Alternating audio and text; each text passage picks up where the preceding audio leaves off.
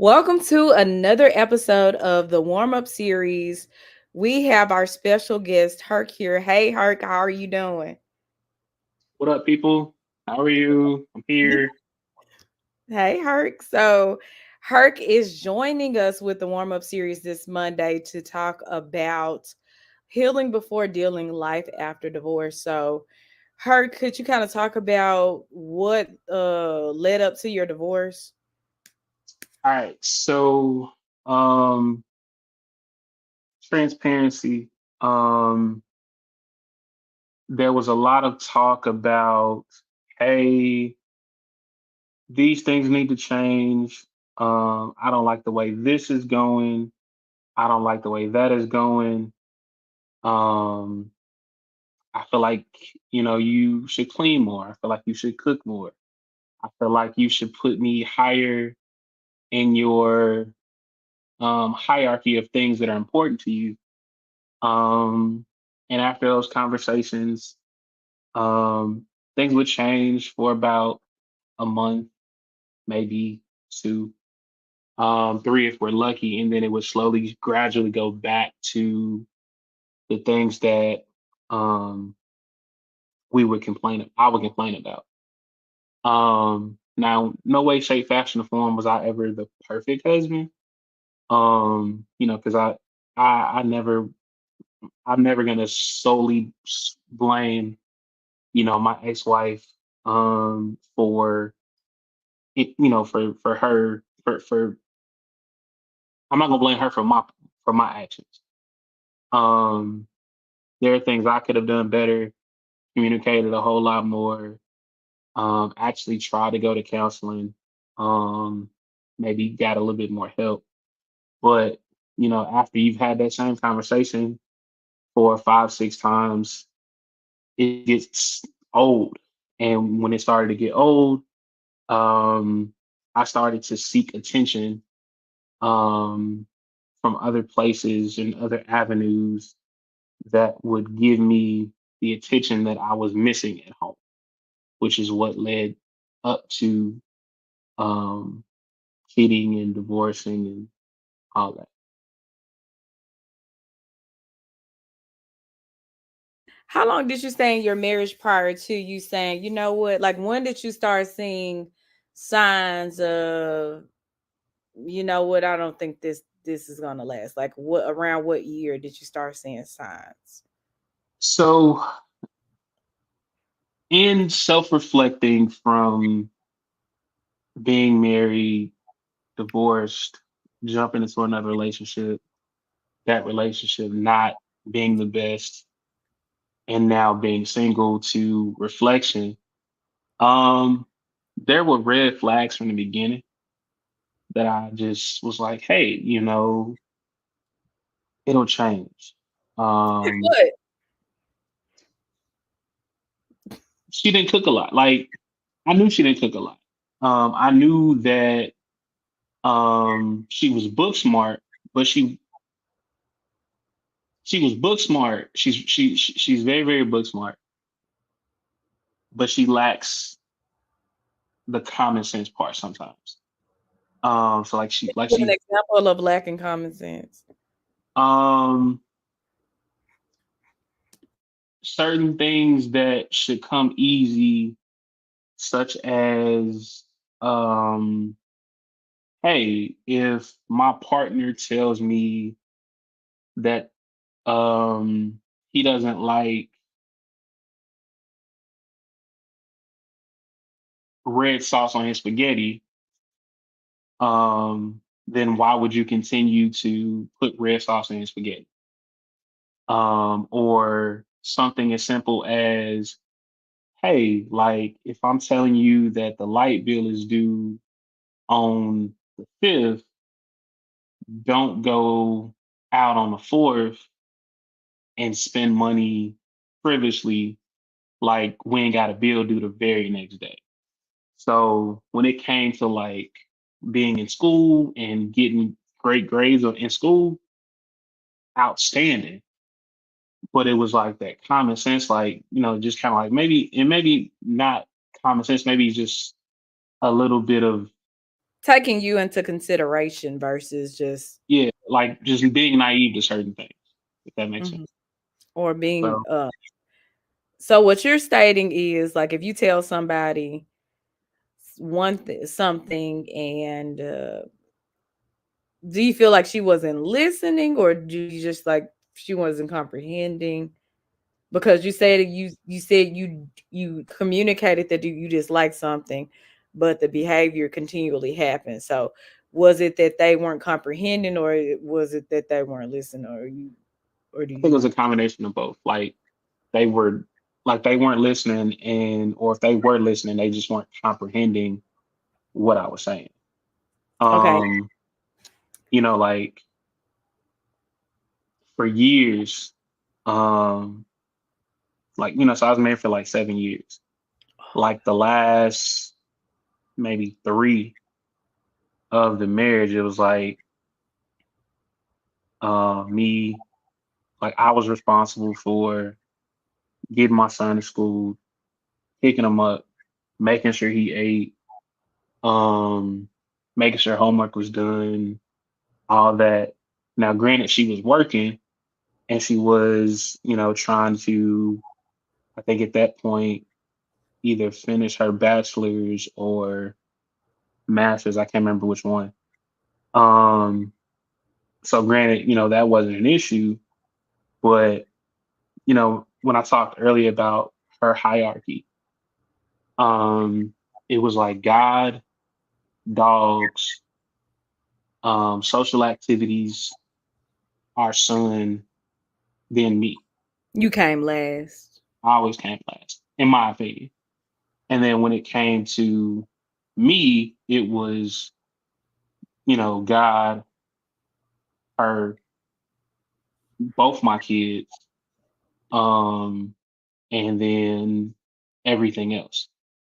So I've always felt like I was the one that cared more about the relationship in the beginning. And it wasn't until I was like, all right, I'm about to bounce, or hey, this person has my attention and I'm about to leave.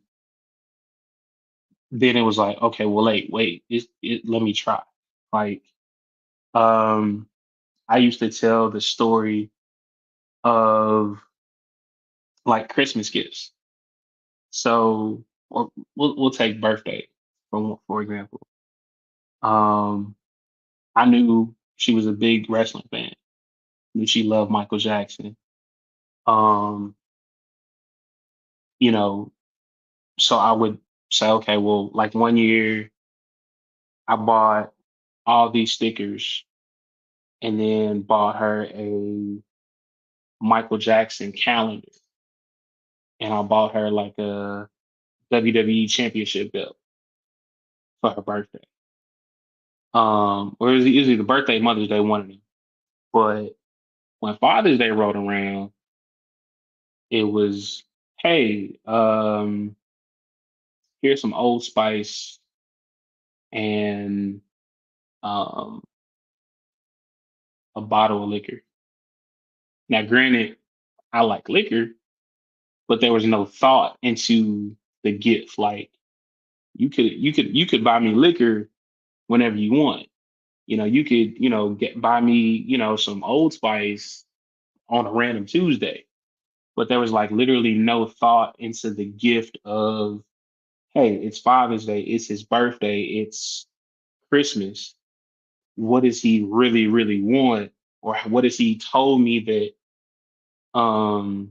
he's been looking at that I could get for him? Um, so there was that.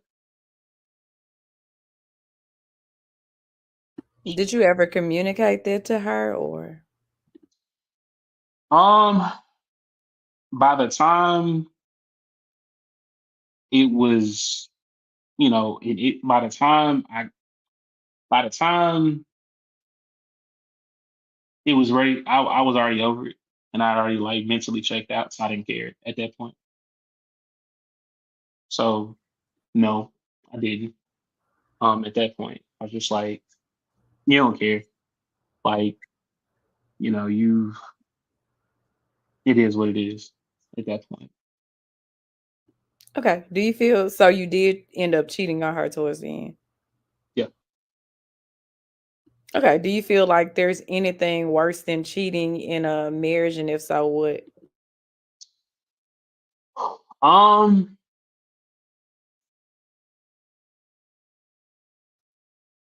I think cheating is the worst thing. Um, but being emotionally unavailable hurts more than cheating. Because like I feel like, if you're strong enough to forgive and like actually forgive a person, you could possibly move on from cheating. But being emotionally abused is worse than it to me. Cause like, I was having a conversation um last week and I said, well, guys, some guys, not all guys, cheat just to get a notch under their belt. But when women cheat, it's an emotional connection first. Like you build something with that other person to the point where you feel safe and comfortable with that person. And then once you feel safe and comfortable with that person, then you do the do. And most people, can't take it. Um, like that's how you get, sliding down the wall crying when you hear, like your girl cheating on you with so and so. And the very first thing some dudes ask, which is crazy as hell, is, did you do that thing that you do to me, to him? Yeah, she did, because she's emotionally attached to him now. And she wanted to do her big one with him. So, yeah, she probably did. And most guys can't really accept it because we're not um,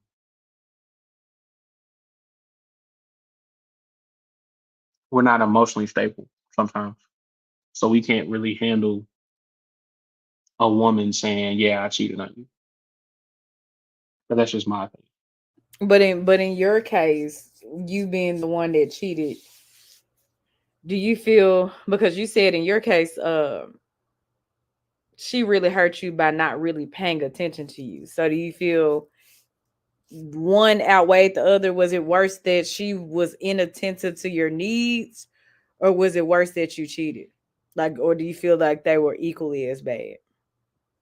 I still feel like me cheating was always gonna be worse because I always make the joke. I took vows in front of God and a bunch of people I don't even like. No, I mean I like my people, my former in-laws. But I took vows in front of God and folks that was just probably here for some cake, and didn't really want to be there. And to honor, love, and cherish you to the day I die.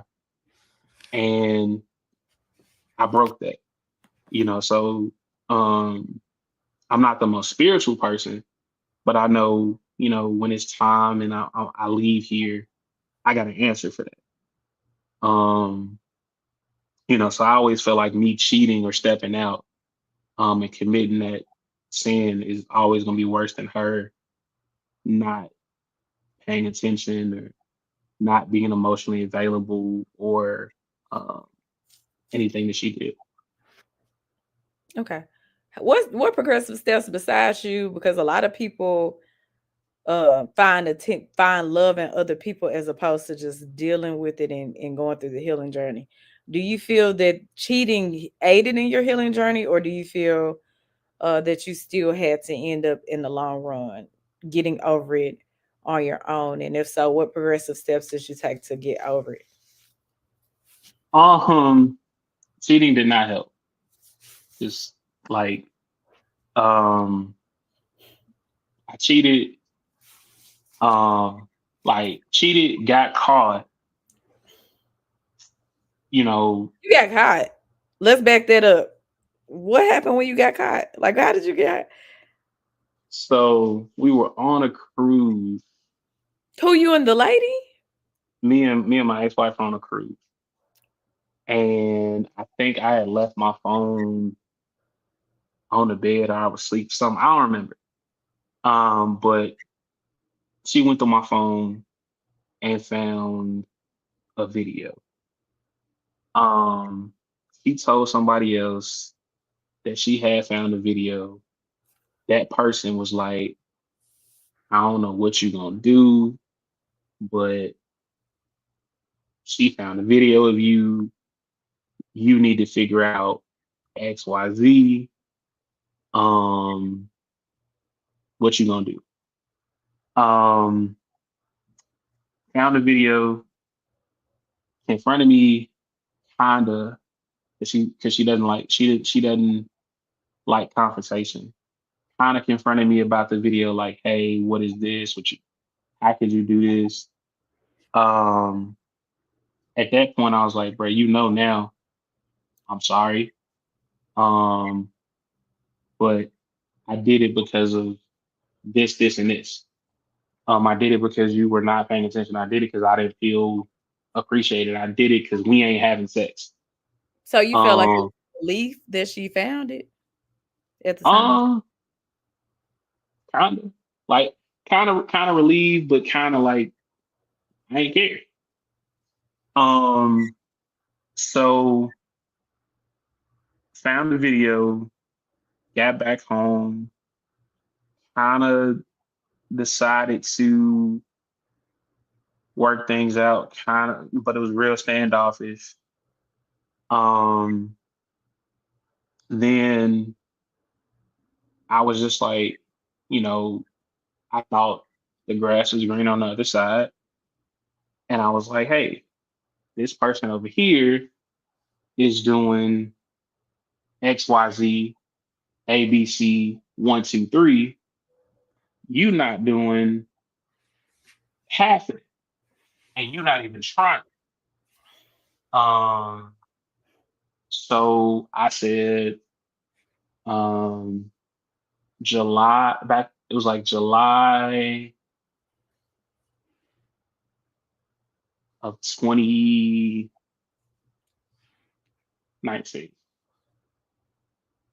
I said I was leaving, packed my stuff, moved in with the girl, Mm. and left. A week later, on August the 7th, I'm laid up with the girl, get a phone call, find out my dad died. Um, a week after that, I'm at the funeral, like, we're at the wake, like we're at the wake. Now, keep in mind, my dad had just died, my auntie had just passed away. So I'm already like emotionally um ex-wife doesn't say any, like she sends her condolences or whatever. Um, but I'm in Chicago, like Mhm. with, my family and my brothers. And she goes, she tells everybody, she tells a couple of my friends, I'm going up to Chicago to save my marriage. Okay. So I'm literally sitting at the wake, um, greeting folks as they're coming to pay their final respects to my father. She walks in and doesn't say a word to me. Hmm. Um, like didn't try to, hey, you okay? No, what can I do? None of that. Well, I take that back. She showed up in my hotel room because my god sister didn't know what was going on. So she just told her while I was staying. She was like, oh, well, she didn't think anything, like, nobody knew we were about to, I had left. Um, so she showed up to my hotel room like, "Hey, surprise!" And I'm like, "What are you doing? Why are you here?" And so we get to the wake, no communication, no, no nothing. So the next day at the funeral, we're literally like me, my two brothers are like going up, we're up there, giving like remarks. And um I have been cool. Like, I cried a little bit the day I found out, but I have been cool since then. And when I saw the casket close, I lost it. And you would think, now she done told folks I'm going to Chicago to save my marriage. Didn't get out, see, didn't move, didn't try to console me. No. As I look back on it, had I would I have been like receiving of it? I don't know. But if you telling folks, "Oh, I'm finna go fight for my marriage," that would have been the opportunity, in my opinion, to do something. And she didn't. Like, I sat in the back of the church for about another 10 minutes crying. She didn't come up. She didn't say nothing. They wheeled my dad out the funeral home. I got in my car and I went to the repast. Okay. So when you did get married, let's backtrack to when you decided to get married. What made you decide to get married? Like what qualities in your ex-wife made you say, I want to marry her? Um, as cliche as it sounds, I was really in love. I love the person. I love the fun. I love the times that we spent together. I love the goofiness. I love the the jokes. Um, I felt like she would be the one to hold me down if times got rough. So I was like, yeah, like we've been together for, like I think we're together 2 years at the time when I proposed. We didn't get we're engaged for like a year, maybe 6 months, maybe 6, 7 months. Um, and then we got married. So, at the time, like, you know, was she showing some of those red flags? Yeah. But me being the optimistic person, I was like, she can change. Like, she can learn to cook a little bit better. She can learn to clean up. She can learn to be more supportive. She can learn to um, be a wife because you know I, our love will put us there. So um, that's why I initially got married. What do you feel is the biggest misconception that people have about men in marriage? That we don't want to get married. Like, who wouldn't want somebody who solely has their back, no matter what, supporting, helping, cheering them on 24/7? Like, who wouldn't want that? I feel like you know a lot of people, you know, grew up with um, the stigma of, like single, they saw their moms do it on their own. Moms didn't need a man. Moms didn't have a man. Like, and if she did, they wasn't married. That was just Mr. Joe. or whoever, and he would come off from time to time, and that was it. But they were never married.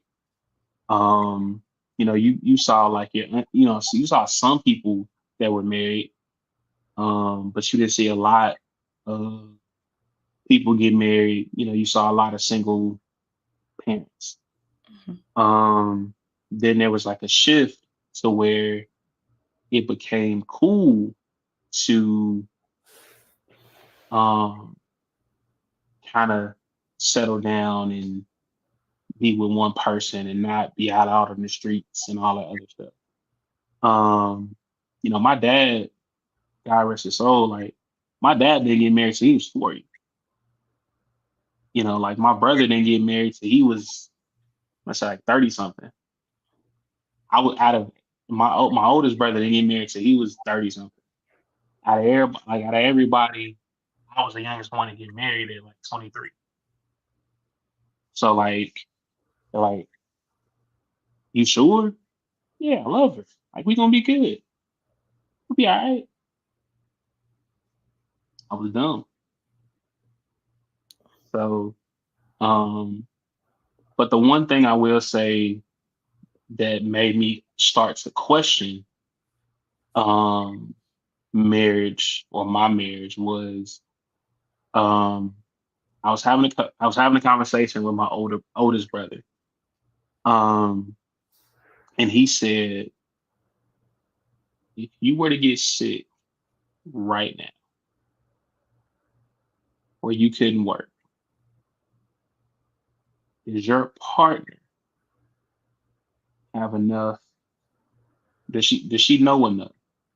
Can she do enough to support the household till you are back on your feet?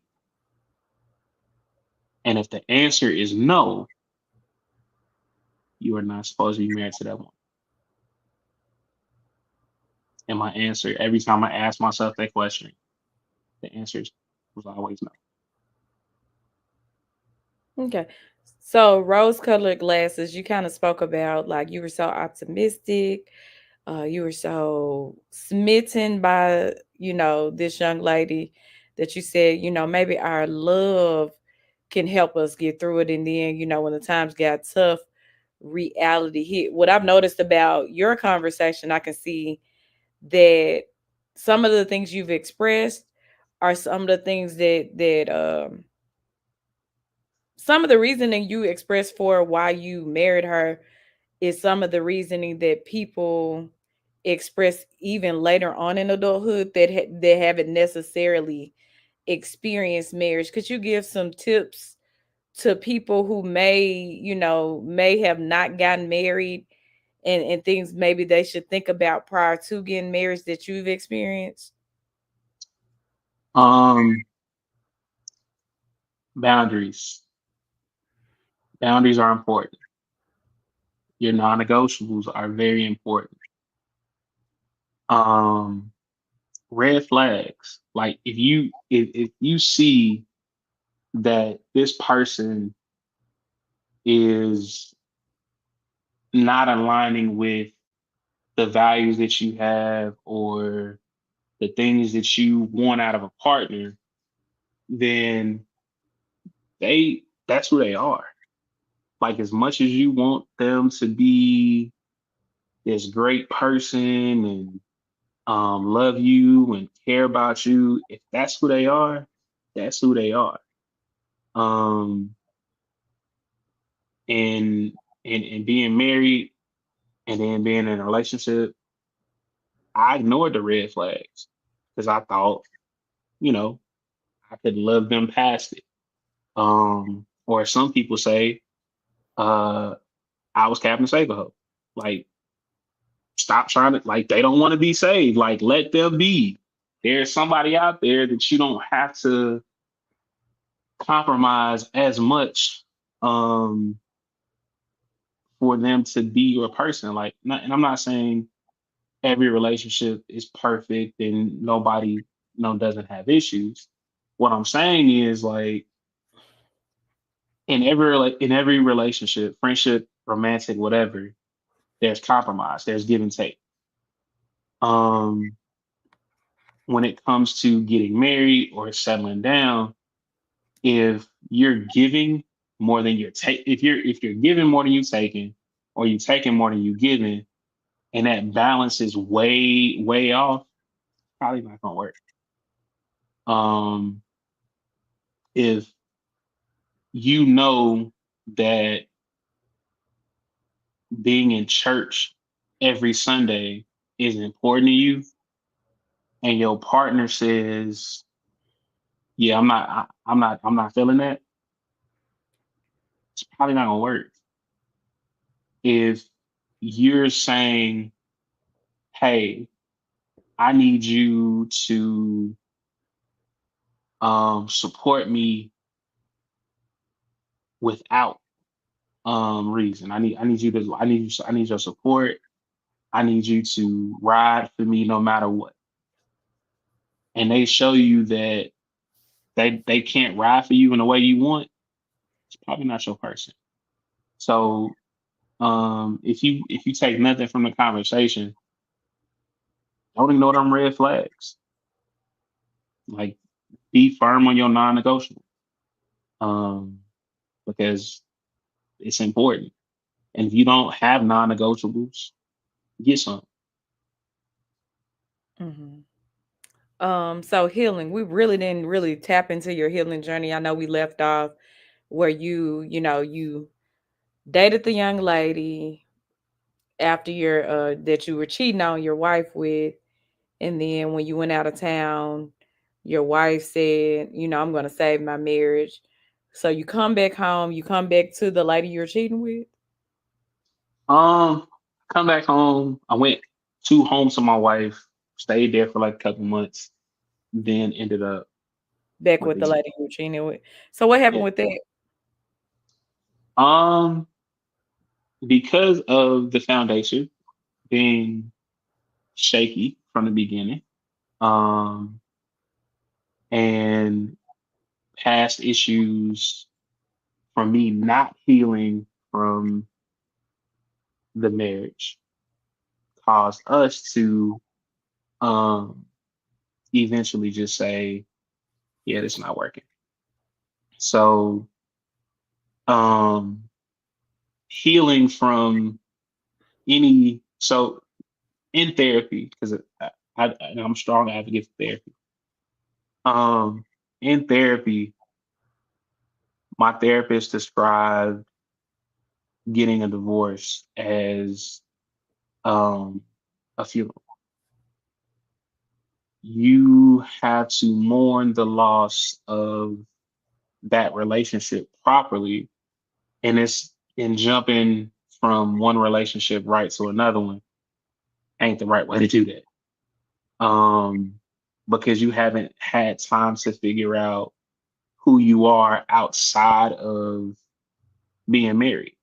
Because there so there was a funny meme um from Mike Epps from a couple years ago.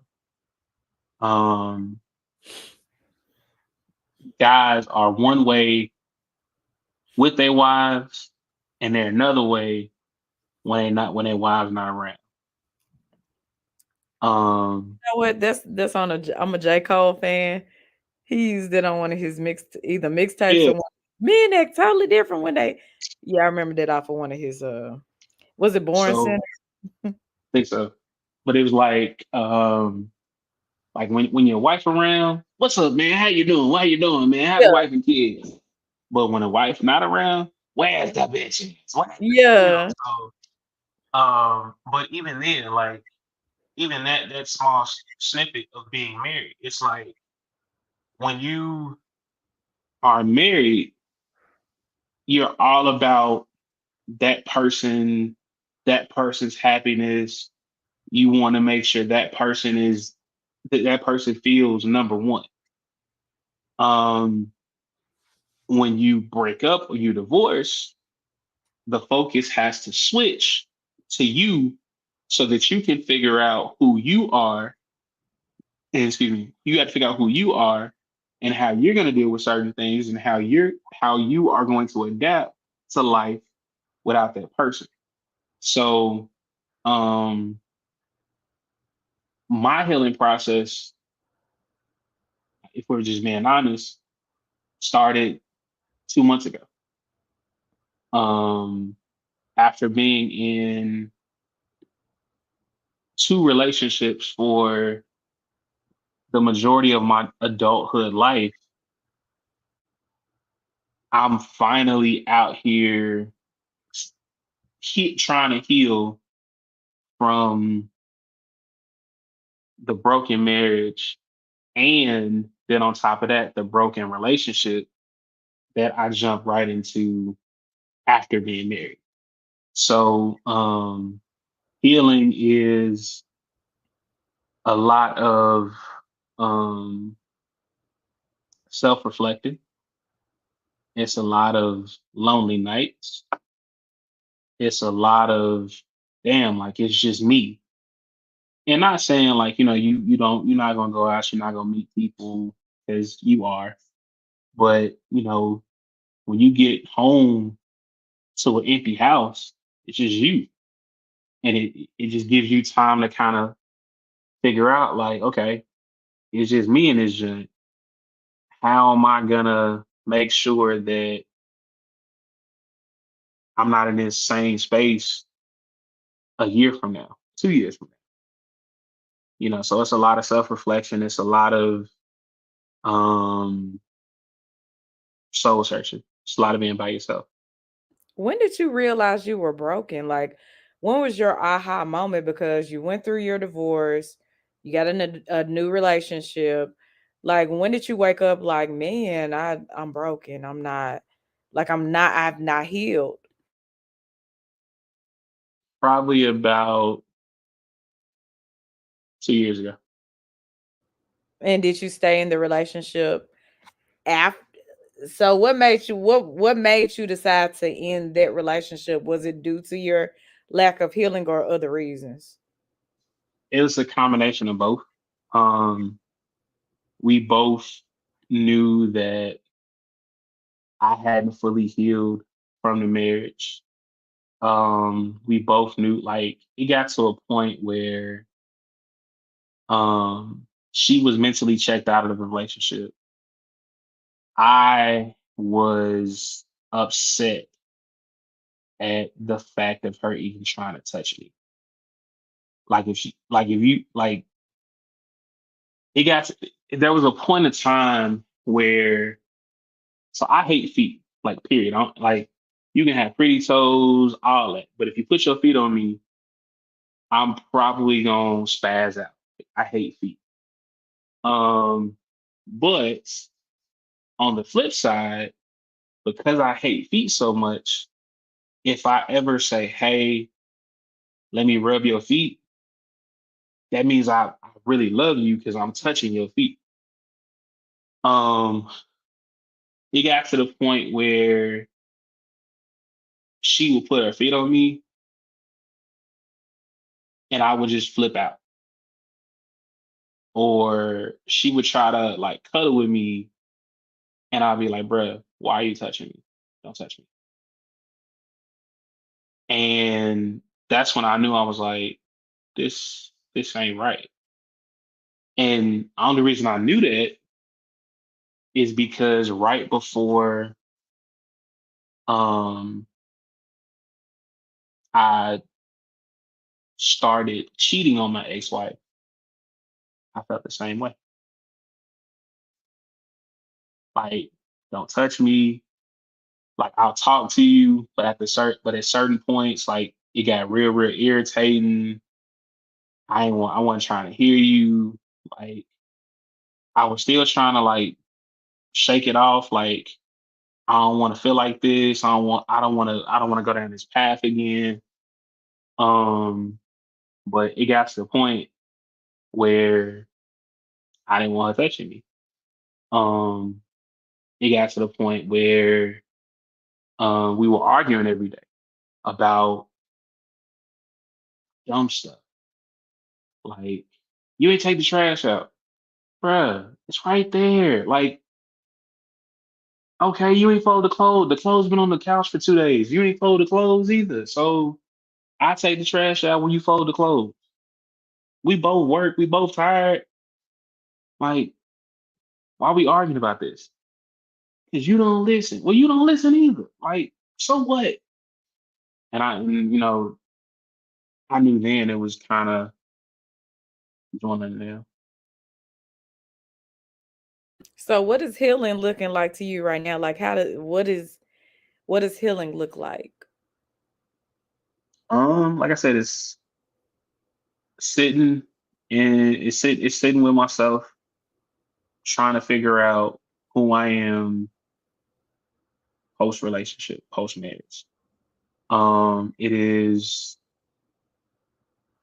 trying to understand that um I don't need a relationship to feel validation. It's understanding, hey, you can be alone. Like it's okay to be alone. Mhm. Um, it's also, yeah, you're alone, but you're not dead, so you can have fun too. There's a lot of different things that have happened, in my life recently that allow me to, be out of my shell a little bit more and be outside a little bit. So, being around different types of people, it's kind of like, okay, cool. Like I still got to learn how to be alone, but I don't necessarily, um, I don't, I have to be alone, but I don't have to do it alone. I know that sounds crazy, but it's like, yeah, you got to learn to heal and you got to be by yourself, but that don't mean you can't entertain, if that makes sense. Do you feel like I just got a couple of more questions then we'll wrap it up. You good? Do you feel like because you didn't know yourself prior to marrying your wife, do you feel like that could have been a reason it didn't work out because you said now you're, healing, you're figuring out who you are and what you like and things like that. So do you feel like that may have had play in as to why it didn't work out, or maybe you prematurely chose a mate before getting to know yourself? All that. Um, I didn't know who I was as a person yet. I didn't know how to be a leader of a household yet. Um, and I just was like, hey, I love this girl. They say when you love somebody, the next step is you get married and you be a family. And that's what we do. Um, so yeah, I didn't know how to lead. Didn't Um, know marriage was that hard.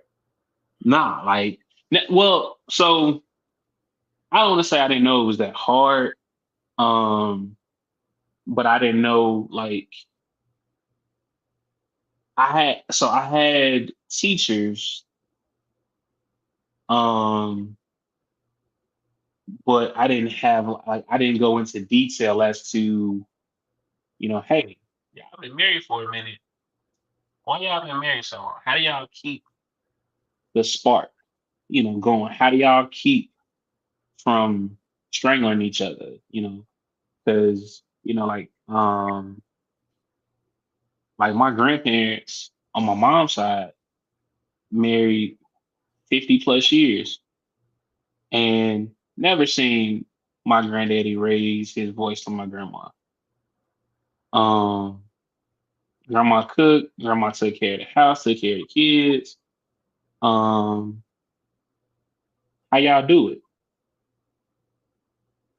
Granddad was like, she run the house, I run everything else, and I listen to God. On my dad's side, my grandparents were, my first grandfather, um, was physically abusive to my grandma, but she stayed. He passed away. She got with my step granddad. He showed her what love was. I saw her. I heard her cuss his ass out numerous times, and he would just, all right, Louise, chill out now. And my grandma said, whatever. chill out now. And my grandma, you got it, man. And they loved each other. So like, I saw those examples. I saw my dad and my stepmom, but it was just kind of like, all right, I can do that. I could lead, pay some bills and take care of a family and go to work every day and raise a kid. I could do that. I could. Didn't know what the hell I was doing. But there's not a manual on being married. It's kind of like life. You just go with the flow and you learn as you go. Um, so but no, I did get married pretty young. Okay. What advice would you have for someone that's contemplating divorce or cheating in a marriage?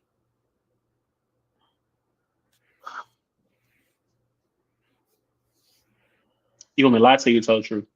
Both. Let's go with the All lie right, first. all right, the lie,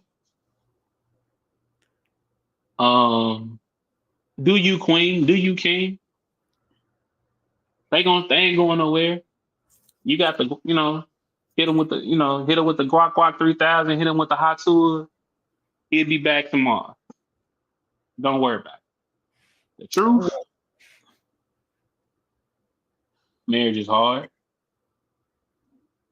I'm sorry, marriage is hard. Divorce is messy. Divorce is expensive. Um, and if God ain't first in the marriage, it's not gonna work. So before you go out there and cheat or do anything crazy, think, if I cheat on this person, am I ready to deal with the emotional and mental strain that's gonna come with you cheating on that person? If I cheat on this person, am I gonna be able to deal with the backlash of him or her getting a lick back? If I cheat on this person,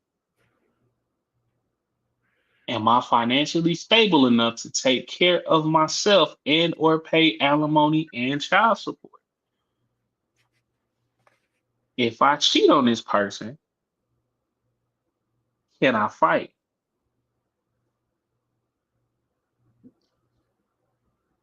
So those are just some of the things that you might, if you think about cheating, think about that. Like, especially, if you're e- even if you're not just real religious, think about you stood up in front of God, whether you were in a courthouse or had a small wedding, big wedding, whatever. You stood up in front of God and said you honor, cherish, and love this person to the day you die. And if you cheat, you are breaking that covenant. Mm. And you go up when it's time and it's your time, and you get up there to them gates, and God says, "All right, you can't come in here because on June 1st, 2014, you decided to get married, and in June of 2019, you cheated on your wife, Mm. and you continue to cheat on your wife. And even after your wife found out, you still didn't care, and you continue to cheat on your wife, even after the girl told you go home and work on your marriage, and you said, "Fuck that, I like it over here." Mm. Mm. Mm. So, um, that's the type of conversations you gotta kind of have with yourself. Like, yeah, shorty look good. It look good over there. It may even be fun over there. Or that man look, he smelled good or whatever. And, your significant other ain't doing, he ain't paying attention to you or whatever. It's cheaper to Mhm. go to counseling. And and then it's cheaper to go to God first and pray about it. It's cheaper to go to counseling. And then if in counseling you figure out, hey, we just not as compatible as we thought we were, then go the divorce route. Mhm. Mhm. I mean, I'm not saying don't divorce at all and don't stay somewhere you're not appreciated and happy. I'm not saying that at all. Like if you don't feel appreciated and you're not happy, by all means leave. Because who wants to? It's life is too short to be in miserable relationships. Um, so if you know, go to counseling, see if y'all can work it out in counseling. Um, Continue to date each other. I kind of I slacked off in that area, like between her being in school, me working, taking care of kid, um, and all that, we kind of stopped dating. Which was kind of like the beginning of the end. And even in the second relationship, stopped dating. Like we stopped going out, we stopped hanging out, we stopped enjoying each other's company.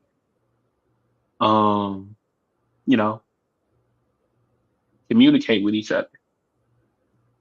That's the major key too. Like you got to be able to communicate how you feel with the person that you said I do to. Like if y'all can't have a conversation about why the sky's blue without cuss words or without you um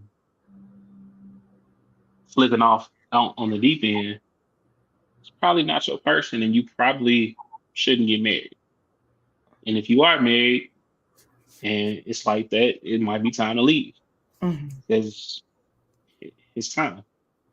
Okay. So communication and all that. Okay. Go ahead. We're wrapping up. Go ahead and promote your show or any upcoming events you have going on. We are ironically we're doing a series on Herc's World. If you have not listened to Herc's World, that is my podcast that is on Apple, Spotify, YouTube, Google, basically anywhere you can find podcasts. We are doing a dating in 2024 series, Oh, that's dope. um, where we're talking to different singles, um, about the dating pool. Then we're gonna do an episode with a couple of married couples and engaged couples to kind of see how they keep the spark in their relationship and keep dating each other, so that you know there's no stepping out. Um, but yeah, we're coming with those. We are inching in closer to our 100th episode, so Oh, got a congrats. couple things. Thank you. We got a couple things planned for that. Um, think I'm doing another versus battle for Christmas. Um, I just crossed the greatest fraternity in the world, Phi Beta Sigma. I'm single, so if you want to slide my DMs, the DMs are open. I'm not healed, so don't expect me like to be trying to wife you or like date you for real. So because I'm healing myself and I'm really trying to get to know me, but we can hang out, we can talk, all that good stuff. Um, Other than that, that's it. Say bye.